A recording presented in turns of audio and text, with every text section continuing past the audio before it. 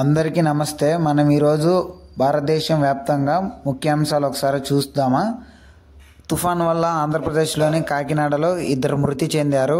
ఈ తుఫాన్ ఆంధ్రప్రదేశ్, తెలంగాణ ప్రజలను బాధ పెడుతుంది అనుకుంటే ఈ చిన్నగా ఒడిశా ప్రజలను కూడా బాధ పెట్టడానికి ఒడిశాకు కూడా చేరిందనమాట ఈ తుఫాను. అందరూ జాగ్రత్తగా ఉండాలి. ఛత్ పూజ పండుగ వల్ల మన రాజధాని అయిన ఢిల్లీలో పండుగ వల్ల స్కూళ్ళు మరియు బ్యాంకులు సెలవిచ్చారు. బీహార్ ఎన్నికలు దగ్గర పడటంతో అమిత్ షా బీజేపీ పార్టీ అధ్యక్షుడు మరియు రాహుల్ గాంధీ కాంగ్రెస్ పార్టీ అధ్యక్షులు వీరిద్దరు కలిసి అంటే వేరువేరుగా మళ్ళీ కలిసి అనుకున్నారు.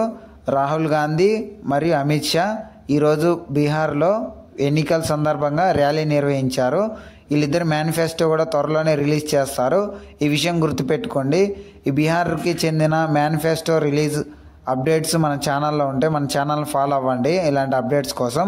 మరియు అలాగే మనం మొన్న మాట్లాడుకున్నట్లుగా ఢిల్లీలోని AQI ఆర్టిఫిషియల్ రెయిన్ అనేది ఢిల్లీ కాలుష్యాన్ని తగ్గించడం కోసము చేశారు కదా.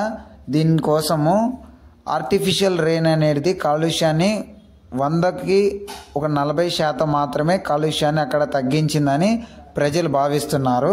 పూర్తిగా దీనివల్ల ఉపశాంతి అయితే లేదు అని అక్కడ ప్రజలు